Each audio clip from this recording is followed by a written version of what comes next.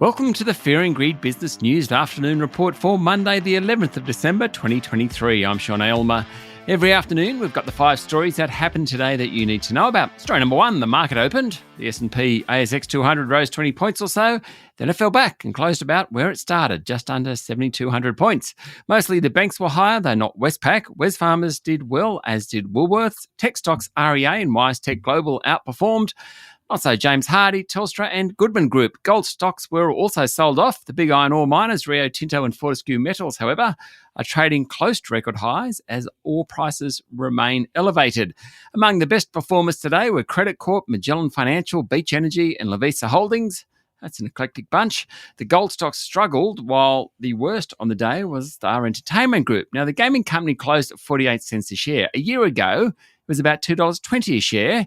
It looks like the Star will be the worst performing stock of the top 200 for 2023. Story number 2, Bitcoin's value fell 7% over the past 24 hours, back towards $40,000 a unit, amid a broader sell-off in the digital assets. Smaller tokens like Ether, XRP, Polkadot and Avalanche also fell. Oil steadied over the past 24 hours or so, having logged 7 weeks of decline on Friday. Oil's down more than 20% since September. Gold's fallen back below $2,000 a unit, and the Aussie dollar is buying 65.5 US cents. And one of the most famous names in retailing, Macy's, has received a near $6 billion buyout offer from Ark House Management and Brigade Capital, according to Bloomberg.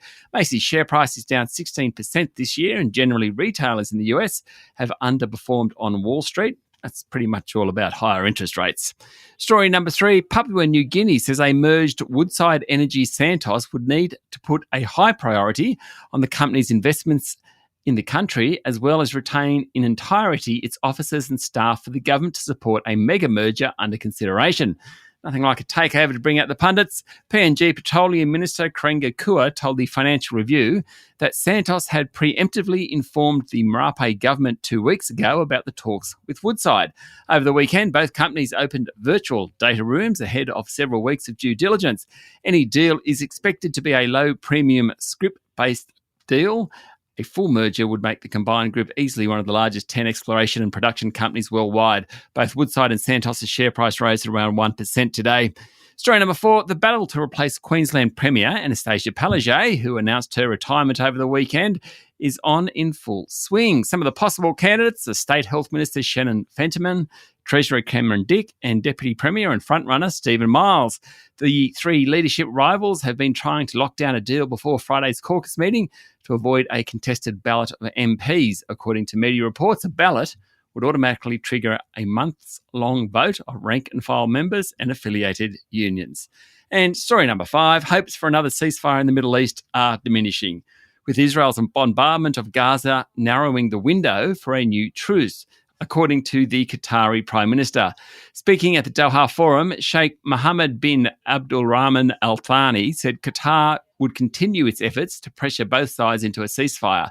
That's according to the BBC. Israeli Prime Minister Benjamin Netanyahu said on Sunday that the war is in full swing, and in recent days, he said dozens of Hamas terrorists had surrendered and were laying down their weapons and handing themselves over. He said this is the beginning of the end of Hamas. The comments come as the humanitarian crisis in Gaza continues to worsen. On Sunday afternoon, the Hamas-run health agency in Gaza said almost 18,000 Palestinians had now been killed. That's it for the afternoon report for Monday, the 11th of December, 2023. Michael Thompson and I will be back tomorrow morning with a Tuesday edition of Fear and Greed Business News. I'm Sean Aylmer. Enjoy your evening.